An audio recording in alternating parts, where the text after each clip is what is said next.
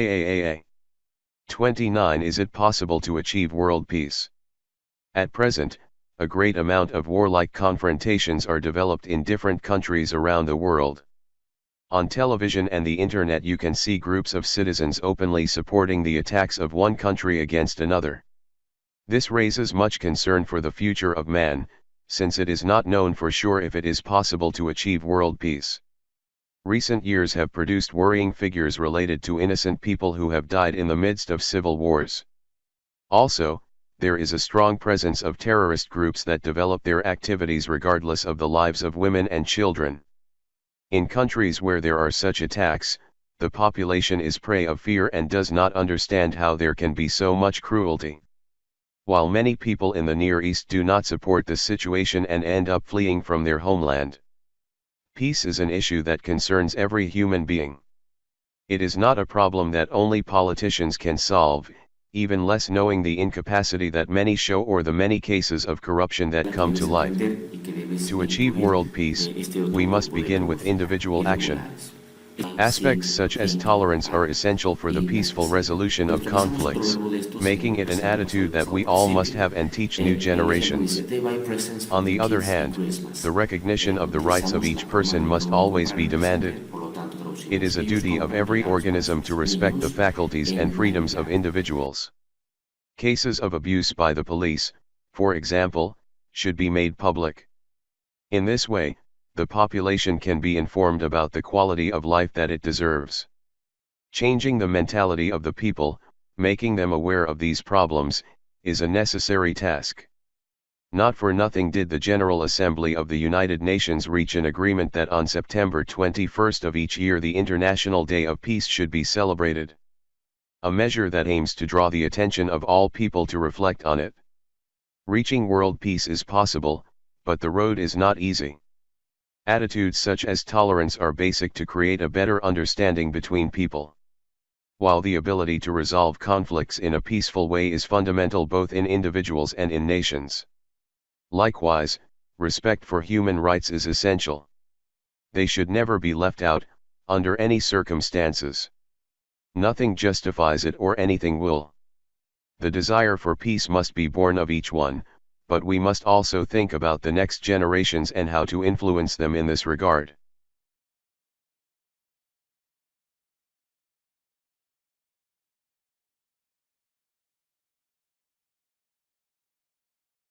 KAAA. 30. The reality of social problems in Latin America. The countries that make up Latin America are marked by inequality, unemployment, exclusion, and poverty, causing their people to lose confidence in the government. This reality is a consequence of inefficient policies that aim to benefit from globalization, but that do not take into account the economic and cultural indicators of the aforementioned social problems.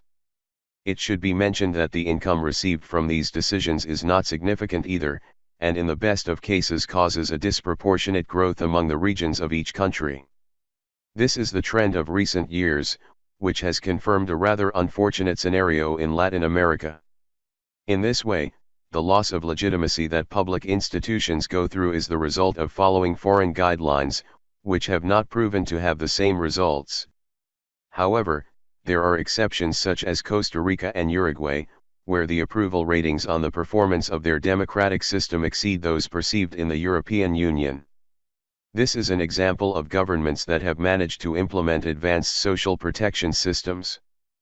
Para abordar esta problemática es necesario analizar su marco conceptual, basándose en toda la información que existe a la mano sobre sus variables, causas y implicaciones. Esto quiere decir que la investigación puramente cuantitativa debe ser complementada estudiando los aspectos culturales y sociológicos de cada país. Por otro lado, es alarmante que los pocos logros alcanzados entran en conflicto con todo tipo de obstáculos que nacen del mismo gobierno, limitando el avance y desarrollo de una nación. Algunos de ellos están relacionados a casos de corrupción, donde los intereses privados se anteponen a las necesidades de la comunidad. Esto empira quando buscan mantener esa situación privilegiada a través de la creación de instituciones que supostamente pretenden ayudar a los ciudadanos. Another social problem that characterizes many countries in Latin America is organized crime. In this way, some families that seek to get ahead in an honest way have no way of facing the threats they receive, being forced to make payments to guarantee their safety. When they try to receive help from the police force that corresponds to their area, they meet law enforcement officers who actually work together with these mafias. In conclusion, it only remains to say that social problems are the result of political systems that are plagued by corruption or that are incapable of proposing effective reforms. Thus, they end up manufacturing and distributing misery, which seriously affects people with fewer resources and perpetuates inequality.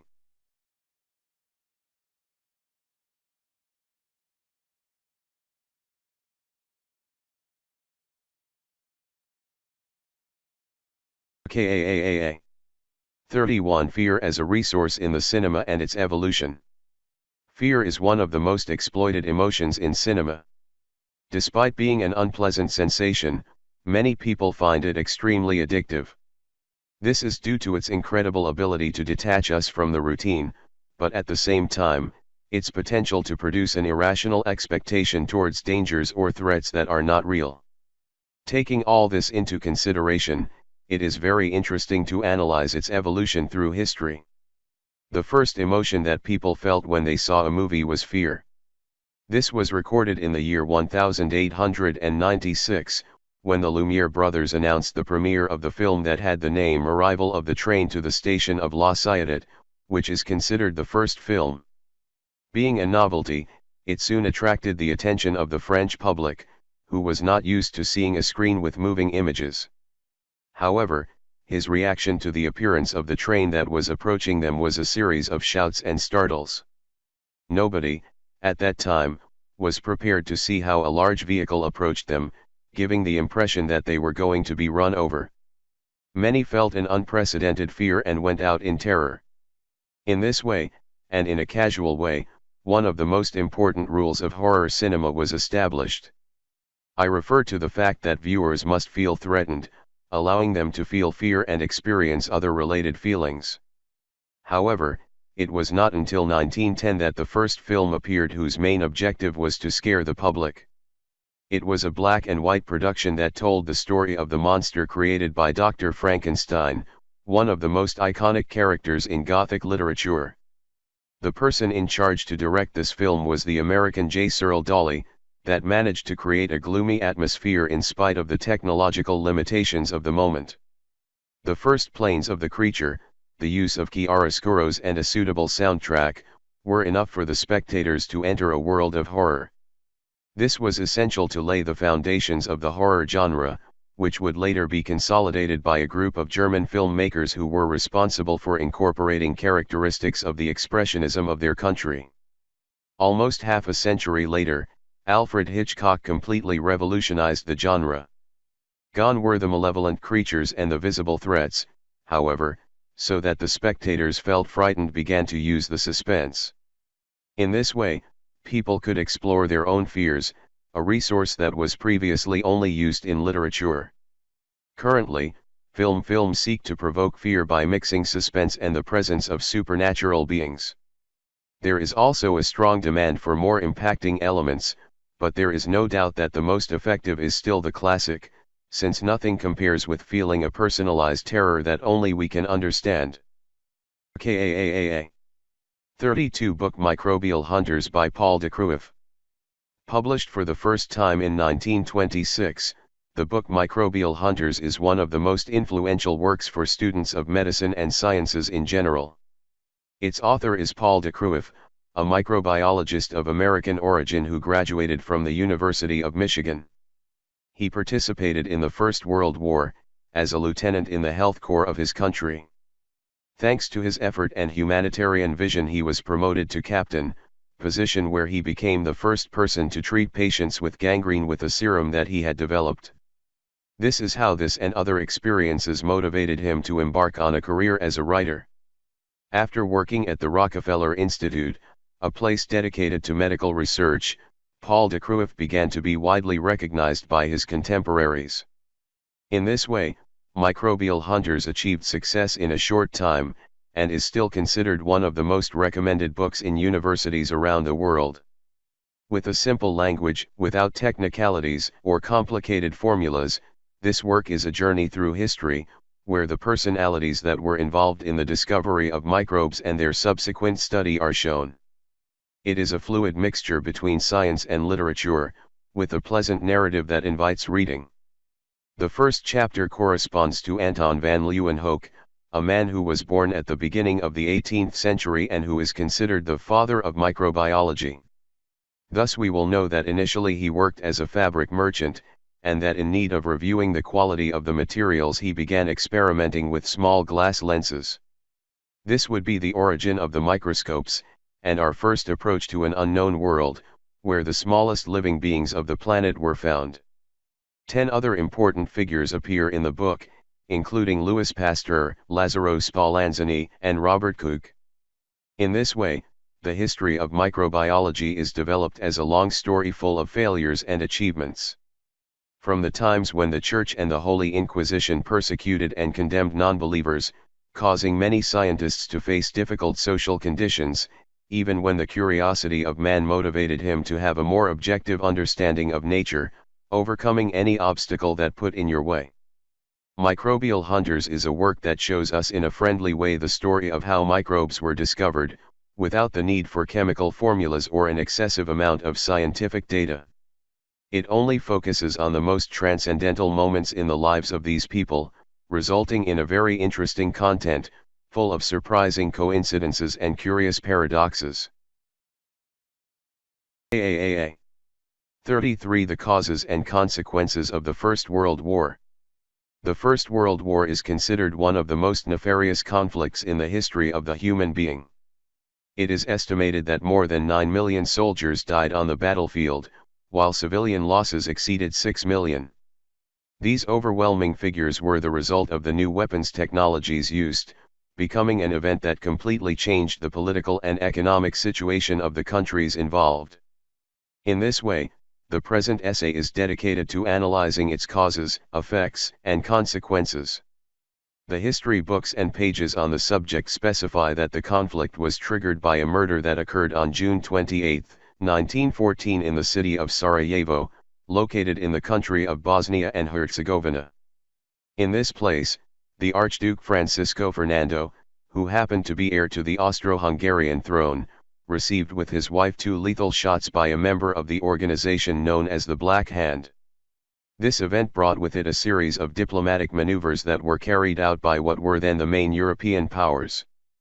Thus it was concluded that officials belonging to the Serbian government had been involved in the plot. In this way, Russia ordered the mobilization of its army to that territory.